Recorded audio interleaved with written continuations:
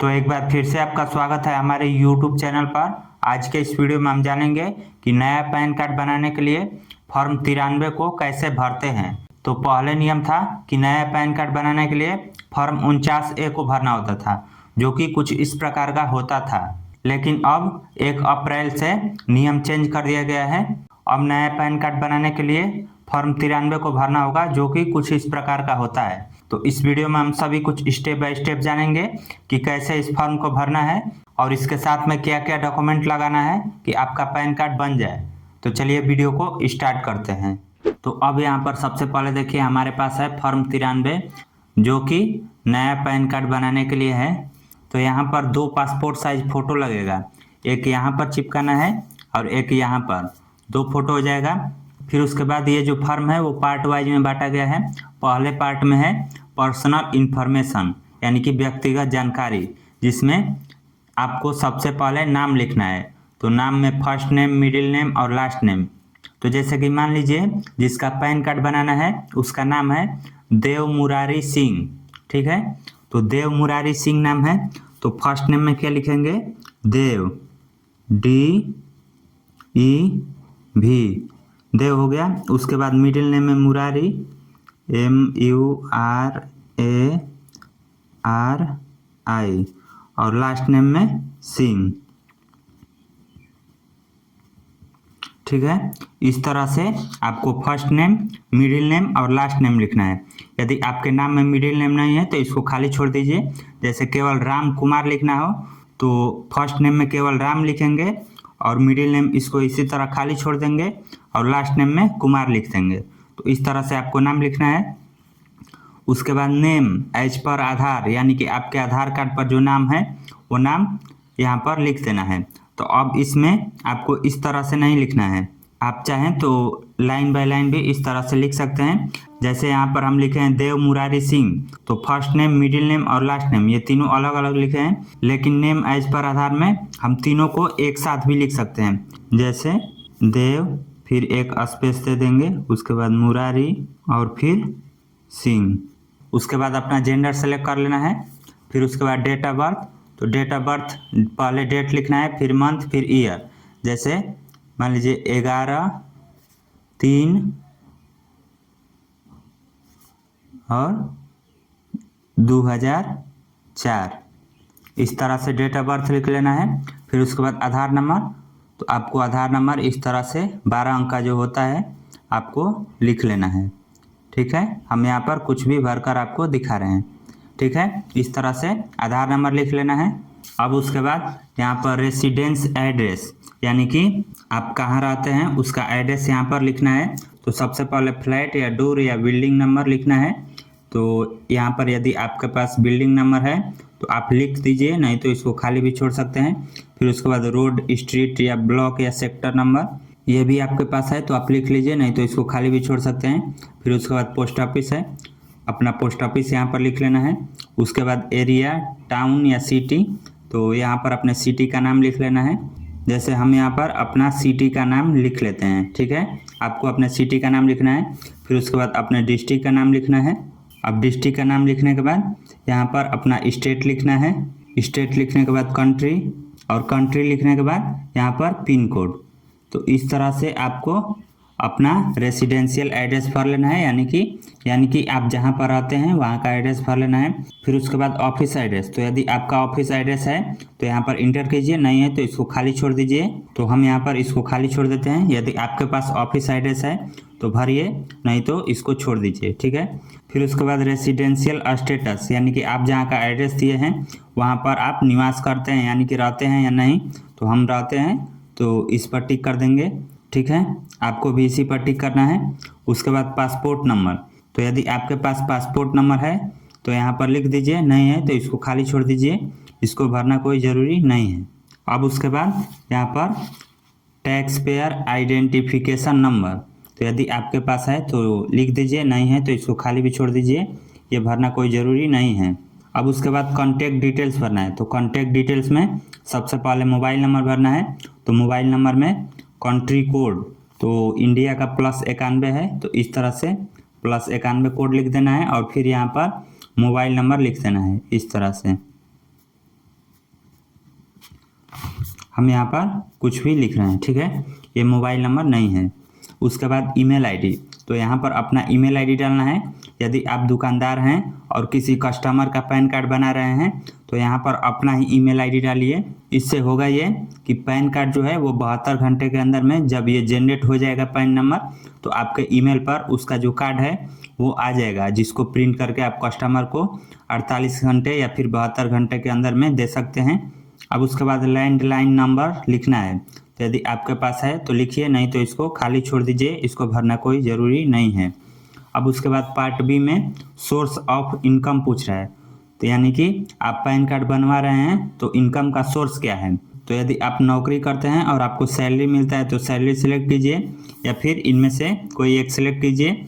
और यदि आपके पास कोई भी इनकम नहीं है, आप अभी स्टूडेंट हैं, तो यहाँ पर नो इनकम सेलेक्ट कर लीजिए। अब यहाँ पर फर्स्ट पेज कंप्लीट हो गया है। अब उसके बाद दूसरे पेज पर देखते हैं कि अब क्या भरना है। तो यहाँ पर दूसरे पेज पर पार्ट सी है, तो पार्ट सी में सबसे पहले पूछ रहा है वेदर मदर या father is a single parent, select one, तो इसमें नो को सिलेक्ट करना है। फिर उसके बाद फादर्स नेम और मदर्स नेम पूछ रहा है, तो आपको यहाँ पर अपने पिताजी का नाम डालना है। जैसे आपने अपना नाम डाला था, first name, middle name, last name, same उसी तरह यहाँ पर पिताजी का नाम डालना है। जैसे हम यहाँ पर एग्जाम्पल के लिए लिख रहे हैं श्री भगवान सिंह, तो यहाँ पर श्री लिख दिए। फिर उसके बाद भगवान और फिर यहाँ पर सिंह, ठीक है। इस तरह से आपको अपने पिताजी का नाम लिख लेना है। उसके बाद मदर्स नेम, तो यहाँ पर अपने माताजी का नाम लिखना है। जैसे हम यहाँ पर लिख रहे हैं रीता देवी, तो रीता, उसके बाद मिडिल नेम कुछ भी नहीं है और लास्ट नेम में सीधे देवी लिख दिए। तो इस तरह से आपको अपने माता और पिता का नाम लिख लेना है। अब उसके बाद यहाँ पर पूछ रहा है कि name of parent to be printed on permanent account number card, यानी कि पैन कार्ड पर किसका नाम आप प्रिंट करवाना चाहते हैं, माता का या पिता का, दोनों में से किसी एक लोग का ही आप नाम अपने पैन कार्ड पर प्रिंट करा सकते हैं। तो यहाँ पर आपको जिसका भी नेम प्रिंट कराना हो उस पर टिक करना है। तो ज़्यादातर फादर्स नेम ही रहता है, तो इसलिए यहाँ पर फादर पर आपको टिक करना है। आप चाहें तो यहाँ पर अपना मदर्स नेम भी प्रिंट करा सकते हैं, लेकिन फादर्स नेम प्रिंट कराएंगे तो बेटर रहेगा। अब उसके बाद यहाँ पर पार्ट डी है, यानी कि असेसिंग ऑफिसर कोड, एओ कोड। तो अब एओ कोड में क्या लिखना है, पहले नंबर पर तो एरिया कोड है, फिर उसके बाद एओ टाइप, फिर उसके बाद रेंज कोड और फिर एओ नंबर। तो इसको भरने के लिए सबसे पहले आपको गूगल में सर्च करना है पैन कार्ड एओ कोड। उसके बाद पहले नंबर पर ये वेबसाइट आ जाएगा, तो फिर इस पर आपको क्लिक करना है। अब क्लिक करने के बाद इस प्रकार का पेज खुलेगा, जहाँ पर आपको अपना सिटी सेलेक्ट करना है। तो सिटी सेलेक्ट करने के लिए नीचे अल्फ़ाबेट दिया गया है, ABCDEFGH Z तक दिया गया है।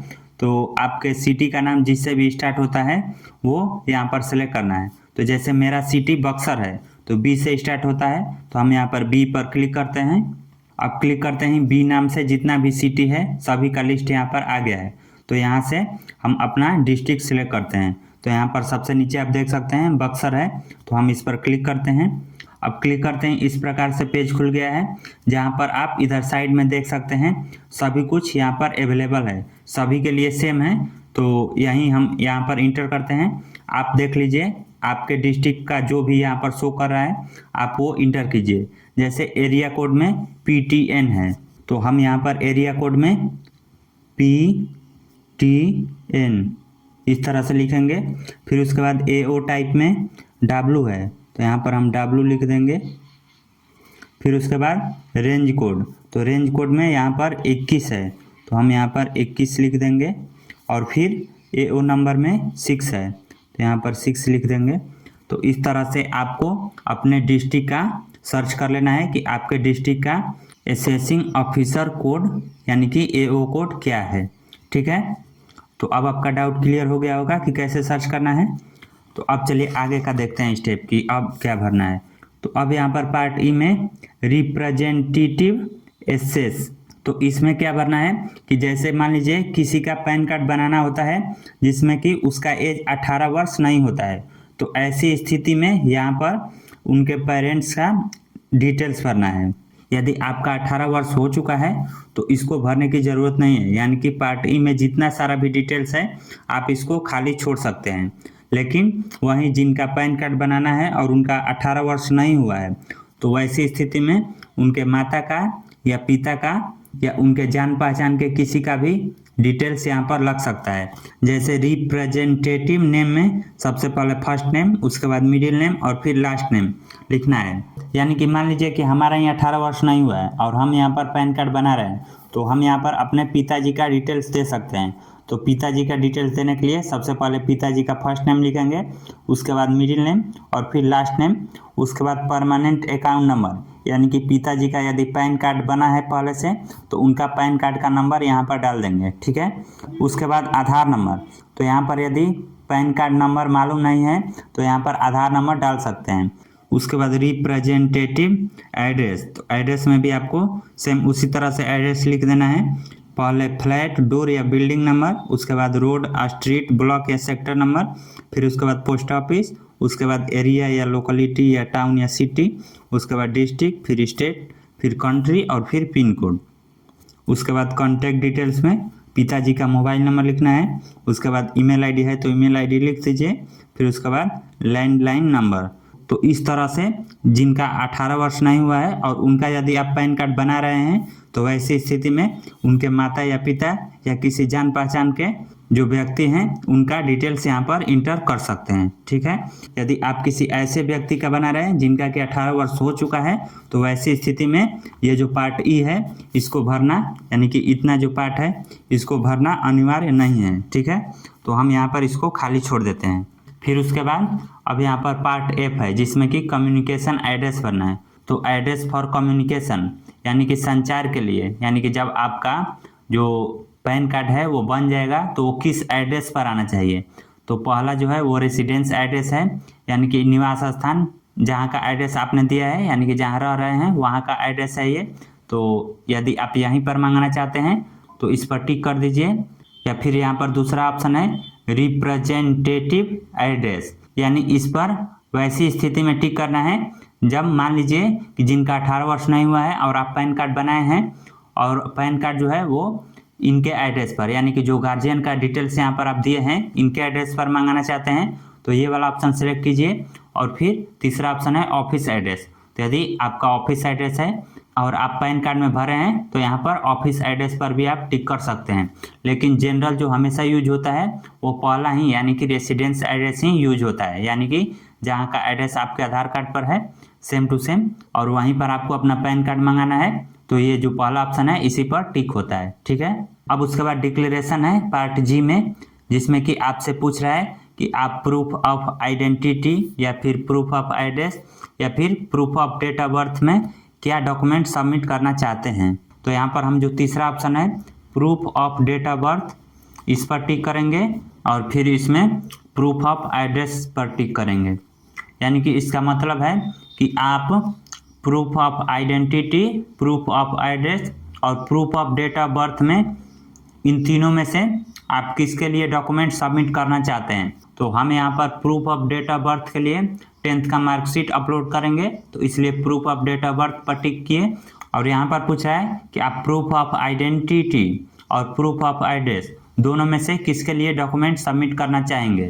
तो हम यहाँ पर प्रूफ ऑफ एड्रेस के लिए डॉक्यूमेंट सबमिट करना चाहेंगे जो कि हमारा आधार कार्ड है, तो इसलिए हम यहाँ पर प्रूफ ऑफ एड्रेस यहाँ पर सेलेक्ट कर लिए। आप चाहें तो इनमें से दूसरा पर भी टिक कर सकते हैं, कोई दिक्कत नहीं है, लेकिन उसके अनुसार आपको डॉक्यूमेंट लगाना पड़ेगा। अब उसके बाद तीसरे पेज पर देखते हैं कि क्या है। तो यहाँ पर तीसरे पेज पर वेरिफिकेशन एंड डिक्लेरेशन है जिसमें कि आपको कुछ डिटेल्स भरना है। तो सबसे पहले आई, उसके बाद अपना नाम लिखना है। तो जैसे हमने देव मुरारी सिंह के नाम से यहाँ पर पैन कार्ड बना रहे हैं तो हम यहाँ पर देव मुरारी सिंह लिख दिए। उसके बाद द कैपेसिटी ऑफ, यहाँ पर हिम सेल्फ लिखेंगे। यदि आप किसी लेडीज का बना रहे हैं तो यहाँ पर हर सेल्फ लिख दीजिए। उसके बाद यहाँ पर प्लेस लिखना है, तो प्लेस में जैसे हम यहाँ पर अपने सिटी का नाम लिख दिए, ठीक है, चौसा। उसके बाद आज का डेट लिख देंगे। आप जिस भी डेट को बना रहे हैं वो डेट लिख दीजिए। इस तरह से हम डेट यहाँ पर लिख दिए।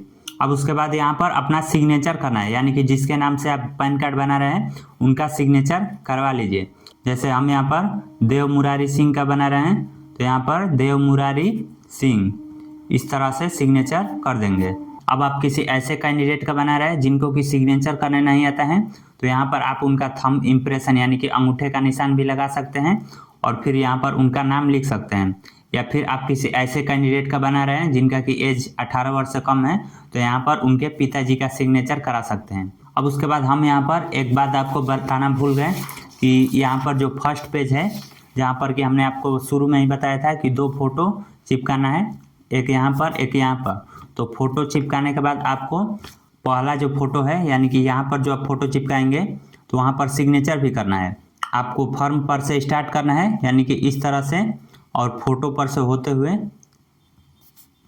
इस तरह से आपको सिग्नेचर कर देना है, ठीक है। यानी कि क्रॉस सिग्नेचर आना चाहिए आपके फोटो और फॉर्म के साथ में। उसके बाद ये जो दूसरा फोटो है इस पर आप नहीं भी सिग्नेचर करेंगे तो भी कोई ज़रूरी नहीं है, लेकिन यहाँ पर करना ज़रूरी है। तो अब यहाँ पर हमारा जो फॉर्म है वो पूरी तरीके से कंप्लीट हो चुका है। अब चलिए आपको बताते हैं कि इसके साथ में क्या क्या डॉक्यूमेंट लगेगा। तो सबसे पहले तो यहाँ पर ये पैन कार्ड हो गया, यानी कि पैन कार्ड फॉर्म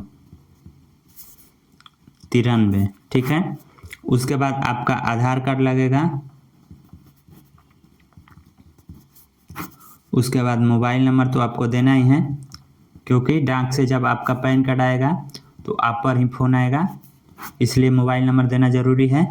उसके बाद 10th का मार्कशीट,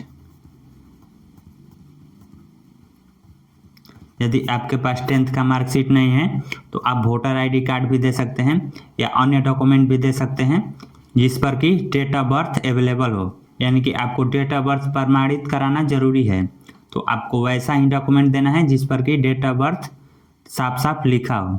अब मान लीजिए किसी ऐसे व्यक्ति का बनाना हो जो कि पढ़ा लिखा नहीं है और उसका 10th का मार्कशीट नहीं है और उसके पास कोई अन्य डॉक्यूमेंट भी नहीं है, तो वैसी स्थिति में आपको क्या करना है कि उसको बोलना है कि आप कोर्ट में जाइए और वहाँ से स्टैम्प पेपर पर एक लिखवा लीजिए कि हमारा नाम ये है, हमारा डेट ऑफ बर्थ ये है और हम इसको प्रमाणित करते हैं, इसमें कोई भी फेक चीज़ नहीं है या हम ये जो स्टैम्प पेपर बनवा रहे हैं इसका गलत उपयोग नहीं करेंगे। आप कोर्ट में जाएंगे और वहाँ पर अपना प्रॉब्लम बताएंगे कि हमको पैन कार्ड बनवाना है और हमारे पास 10th का मार्कशीट नहीं है, तो वे लोग आपको स्टैम्प पेपर पर लिख कर दे देंगे, ठीक है। तो आपको उसी को यहाँ पर अपलोड करना है 10th के मार्कशीट के जगह। आधार कार्ड तो रहेगा ही, ये ज़रूरी है, लेकिन इसके साथ में यदि अन्य कोई दूसरा डॉक्यूमेंट नहीं है तो वैसी स्थिति में आप कोर्ट से प्रमाणित करवा कर इसको अपलोड कर सकते हैं। तो यही प्रोसेस रहता है पैन कार्ड फॉर्म भरने का, और इसके साथ में इतना सारा डॉक्यूमेंट लगाना ही है, ठीक है। उसके बाद आप ऑनलाइन आवेदन कर सकते हैं। तो इस तरह आज के इस वीडियो में आपने जाना कि नया पैन कार्ड बनाने वाला फॉर्म 93 को कैसे भरते हैं। तो यदि आपको इससे रिलेटेड कोई क्वेश्चन पूछना है तो कमेंट करके पूछ सकते हैं। वीडियो पसंद आई हो तो इसे शेयर भी ज़रूर करें और ऐसे ही और भी वीडियो देखने के लिए इस चैनल को सब्सक्राइब कीजिए।